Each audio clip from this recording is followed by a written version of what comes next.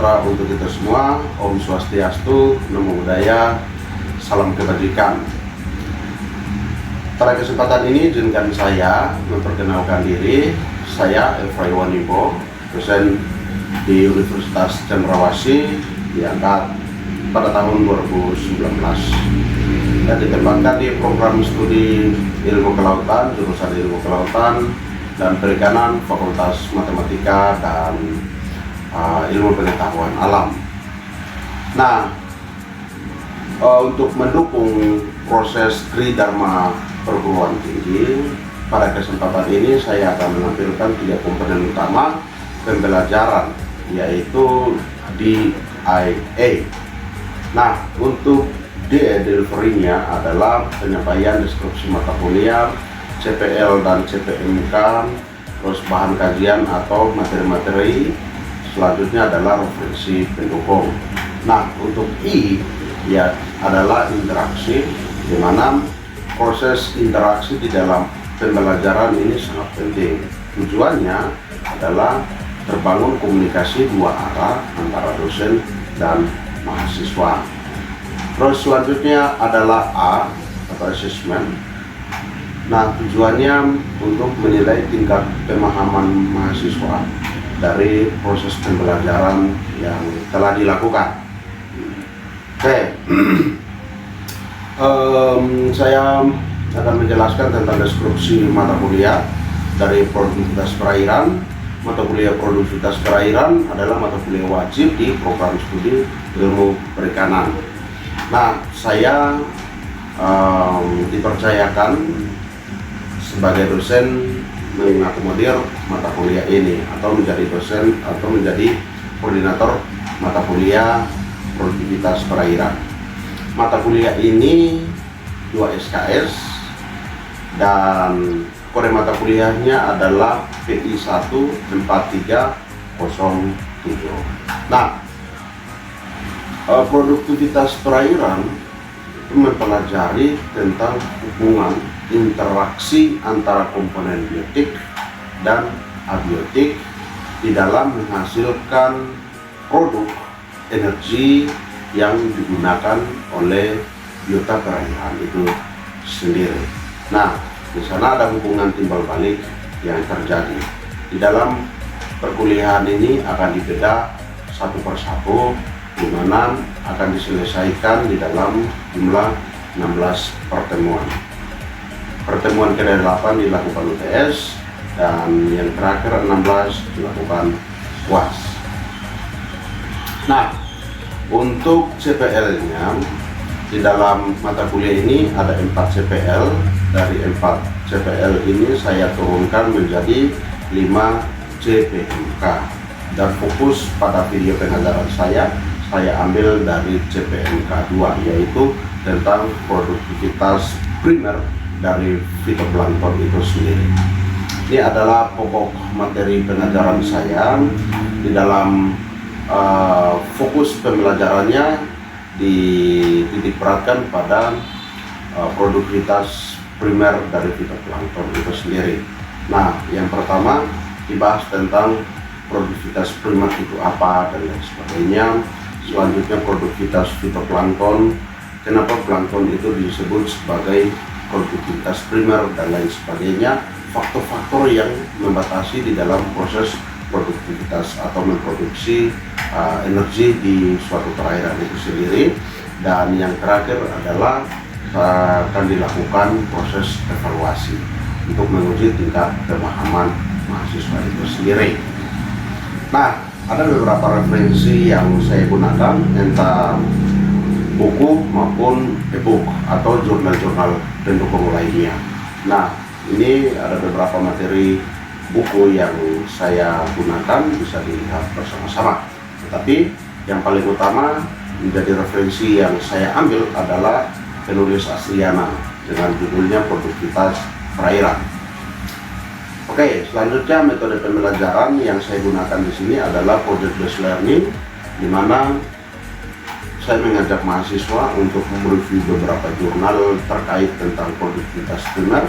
Selanjutnya digali ide-ide pokok atau dari jurnal itu dikembangkan pengambilan proyeknya model seperti apa, dikemukakan ide-ide di dalam reviewan jurnal itu. Nah, selanjutnya dilakukan pengambilan data sekunder yang ditindaklanjut dengan pembuatan laporan perkembangan. Nah, di dalam pengambilan data sekunder ini juga dilakukan dengan studi kasus, turun lapangan, dan lain sebagainya. Nah, sistem penilaian yang saya gunakan, yang pertama adalah untuk tugas penilaiannya adalah 15%, untuk aktivitas partisipasi seperti menggunakan proyek tadi ya, project by based learning itu 35%, terus untuk quiz sendiri 10%, UTS 20%, UAS 20%. Nah, berikut adalah video pengajaran saya, semoga bermanfaat. Terima kasih. Adik-adik mahasiswa, apa kabar semua? Baik-baik. Baik.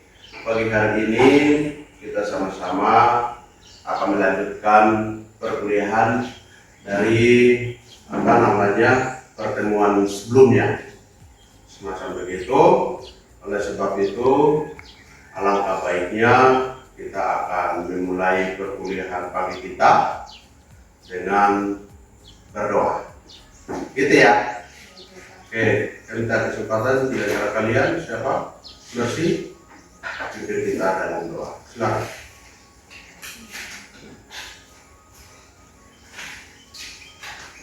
Baik, Bapak dosen dan teman-teman sekalian, sebelum kita mulai dengan perkuliahan kita di saat pagi hari ini, mari kita awali dengan doa. Kita berdoa mulai.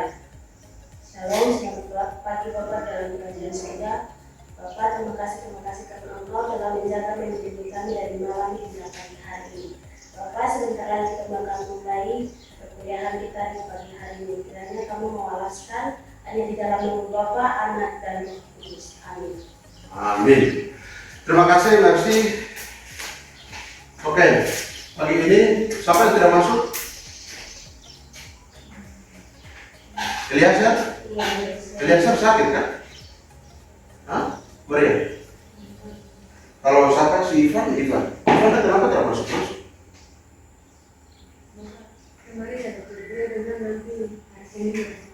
Asli? Berarti perkuliahan 1 minggu ini dia tidak ikut ke apa? Oke, baik. Kita akan lanjutkan pertemuan kita di pagi hari ini. Oke, kita flashback dari pertemuan kita sebelumnya. Siapa yang masih ingat pertemuan minggu lalu? Kita bahas tentang apa? Plankton ya. Oke, baik. Oke, siapa yang masih ingat tentang pertemuan minggu lalu? Plankton itu apa? Saya Pak. Silakan. Plankton merupakan sekelompok biota akuatik baik berupa tumbuhan maupun hewan yang hidup nelayan maupun terapung secara pasif di perairan. Oke, baik. Jadi plankton digolongkan atas dua kelompok atau golongan. Yang pertama apa? Tumbuhan atau fitoplankton.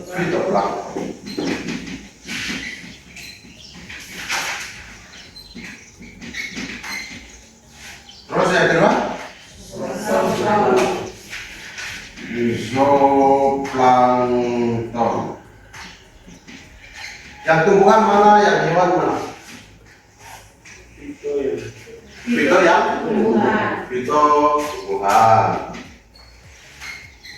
Yang hewan. Oke, sudah mantap. Terus, siapa yang masih ingat? Berdasarkan daur hidupnya, plankton berdasarkan daur hidup, plankton dikelompokkan atas dua bagian.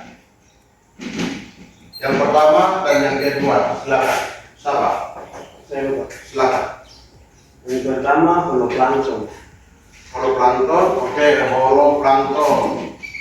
holoplankton. Silakan. Mari. Yang kedua meroplankton. Yang kedua, Meroplankton. meroplankton. Oke. Holoplankton itu apa? Meroplankton itu apa? Plankton adalah plankton yang siklus hidupnya sebagai plankton. Oke, holo ini siklus hidupnya sebagai Plankton. plankton. Oke, kalau meroplankton Kalau meroplankton, plankton yang siklus hidupnya sealirnya dia larva. dari larva pada saat dewasa menjadi organisme lain. Oke, sip, mantap. Meroplankton adalah saat stadium larva sebagai plankton. Tetapi beranjak dewasa akan menjadi organisme lainnya. Semacam begitu. Baik, mantap. Saya pikir pertemuan minggu lalu adik-adik sudah bisa mengikuti dengan baik. Oke, hari ini kita akan melanjutkan pertemuan kita dari yang sebelumnya tentang produktivitas primer. Nah, ada yang pernah dengan produktivitas primer? Kalian pernah dengan kata produktivitas primer? Apa itu produktivitas? Ya. Nah, kita akan lihat bersama-sama ya. Hari ini kita belajar tentang ini. Oke.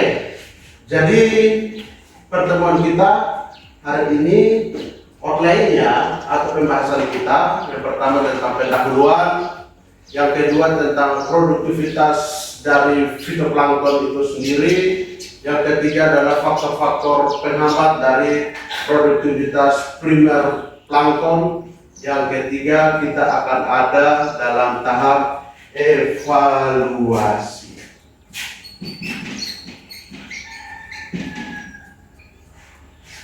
Oke, jadi adik-adik, produktivitas primer itu adalah kecepatan terjadinya fotosintesis atau peningkatan karbon, atau produktivitas primer sebagai derajat penyimpanan energi matahari dalam bentuk organik sebagai hasil dari proses fotosintesis. Fotosintesis terjadi pada tumbuhan atau hewan? Ya, pada tumbuhan. Nah, kalau organisme atau biota perairan ya, kalau biota perairan fotosintesis terjadi pada biota apa saja? Fitoplankton. Pertama, fitoplankton. Kedua, lamun. Ketiga, Alga. apa? Iya, makroalga.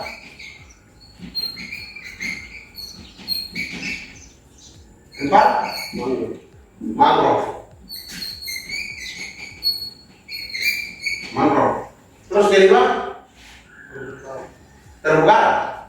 Terumbu karang hewan atau tumbuhan? Hah? Iya, karena terumbu karang itu ya hewan.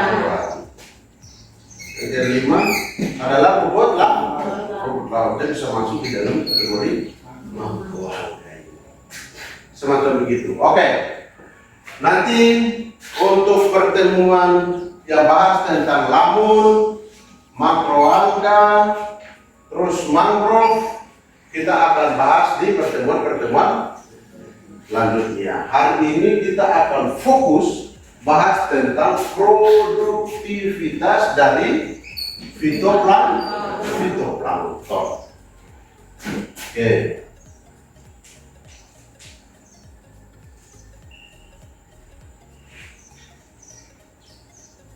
Nah, Ini yang tadi sudah dikasih sebutkan tentang tumbuhan atau biota perairan yang dapat melakukan proses yang namanya fotosintesis. Fotosintesis itu apa kamu? Proses pembuatan makanan di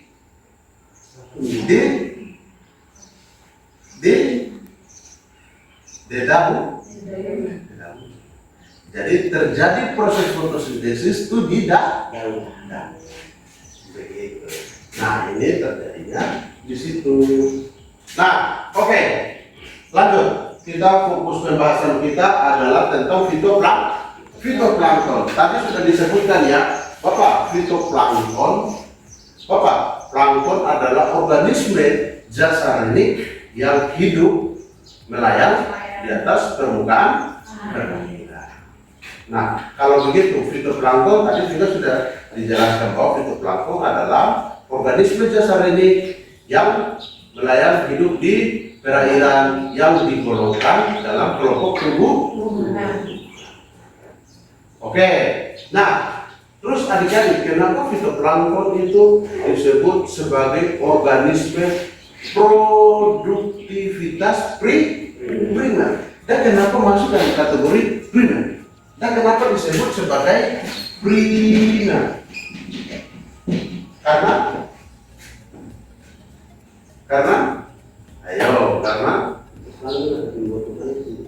tepat sekali. Fitoplankton dapat melakukan fotosintesis atau dapat membuat makanan sendiri.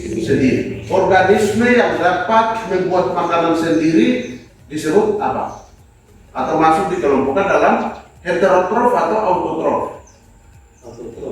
Autotrof.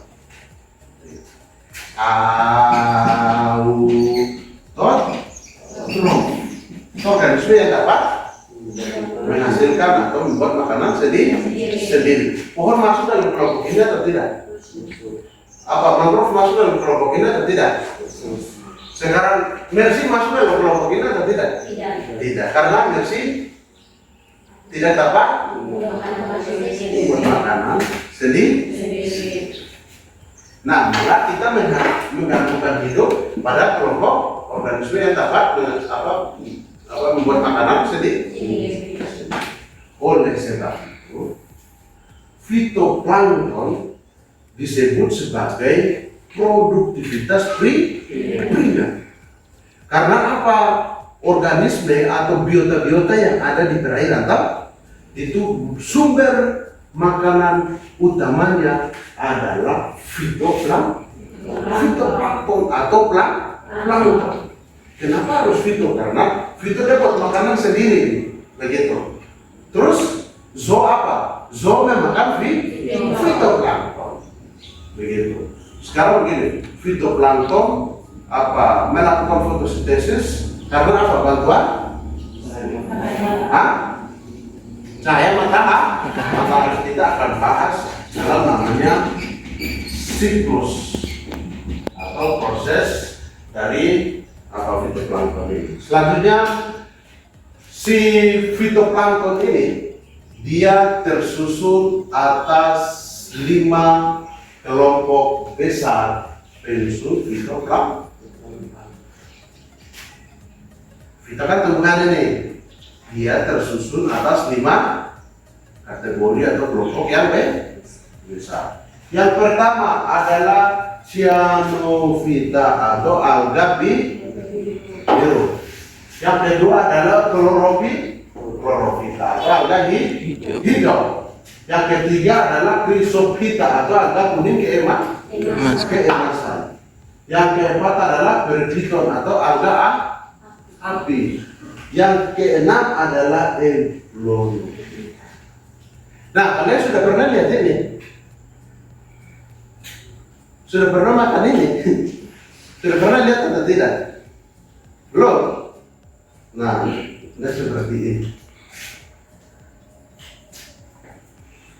Cyanophyta, alga biru, seperti ini. Sudah? Mari lihat. Terus klorofita seperti itu, chrysophyta seperti di gambar yang kita bisa lihat sama-sama. Itu penyusun apa? Penyusun fitoplankton. Ini kalau dilihat dari mikroskop. Kalau sudah besar, proses. Kalau sudah besar, ya dia akan membentuk seperti rumput laut dan lain-lain. Kan bentuk besar, kan ada kelompok yang tumbuhan yang dikelompokkan dalam kelompok holoplankton dan meroplankton. Begitu. Oke, selanjutnya. Nah, ini yang tadi soal aliran energi di dalam ekosistem yang saya sudah sampaikan tentang siklus ini. Nah, pertama, sinar matahari.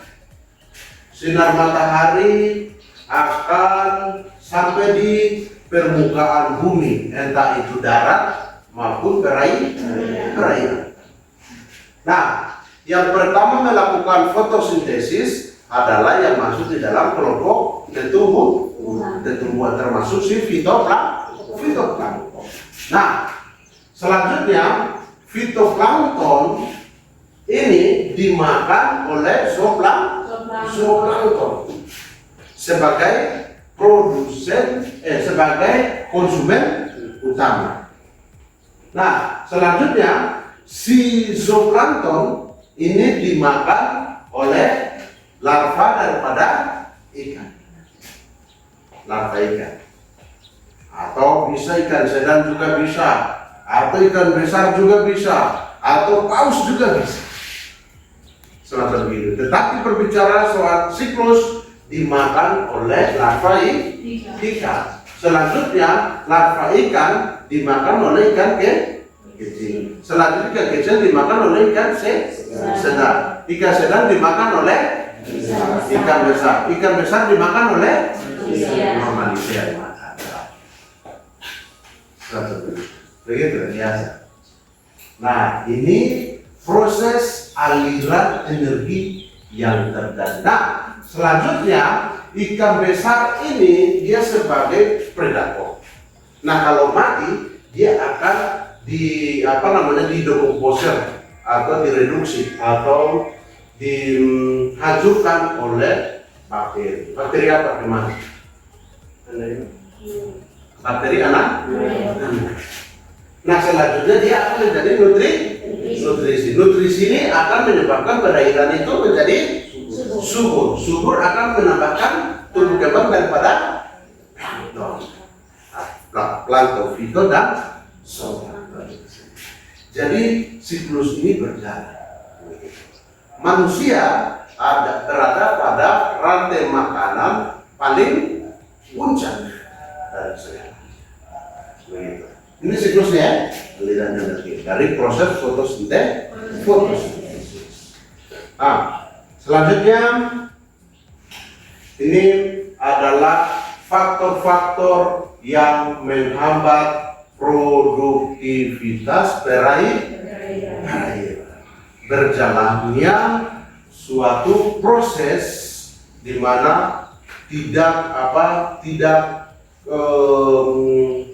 dihasilkan atau tidak terjadinya produktif perairan itu tidak menghasilkan makanan yang baik atau menyediakannya baik atau tingkat kesuburannya yang menurun. Ada beberapa kategori yang menyebabkan terjadinya tingkat kesuburan itu. Yang pertama adalah cahaya matahari. Apa hubungan cahaya matahari dengan penghalang atau faktor yang menghambat terjadinya proses fotosintesis? Apa? Karena begitu cahaya matahari, penetrasi cahaya matahari masuk ke perairan dihambat oleh tumbuhan lain atau terjadinya pencemaran, contohnya akan menghambat terjadinya produktivitas perairan. Proses fotosintesis tidak akan berjalan. Contoh bahan pencemar yang masuk apa? Ayo. Begitu. masuknya deterjen di dalam jumlah yang banyak, terus busa deterjen yang untuk perairan, kalau seandainya banyak sekali semacam itu akan menyebabkan fotosintesis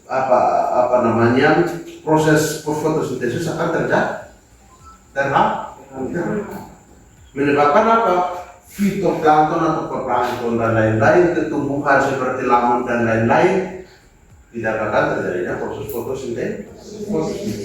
Selanjutnya adalah unsur hara, nitrogen dan fosfat. Nah, fosfat ini kan akan substitusi yang terkecil adalah ortofosfat. Nah, bila di dalam perairan kurangnya ortofosfat adalah 0,02 konsentrasinya, itu akan menambah terjadinya proses mineralisasi di dalam perairan atau unsur hara di dalam perairan itu akan menurun.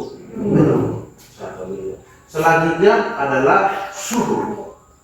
Begitu, suhu juga menjadi kendala penting. Kalau seandainya suhu dalam konsentrasi yang tinggi sekali, konsentrasi tinggi sekali dapat menyebabkan proses metabolisme di dalam perairan itu sangat tinggi, yaitu di dalam proses yang terakhir kita akan ada di dalam evaluasi adik-adik dari materi yang adik-adik telah dengar tadi.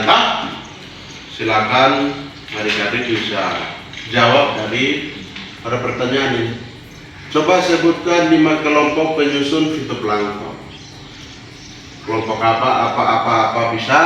Terus yang kedua, coba jelaskan aliran energi dalam suatu ekosistem perairan. Silakan adik-adik bisa kerjakan ini. Mungkin waktunya sekitar 5-10 menit. Setelah selesai, baru nanti akan dikumpulkan saya. Begitu ya? Oke. Demikian video pembelajaran saya. Terima kasih dan salam Merdeka Belajar.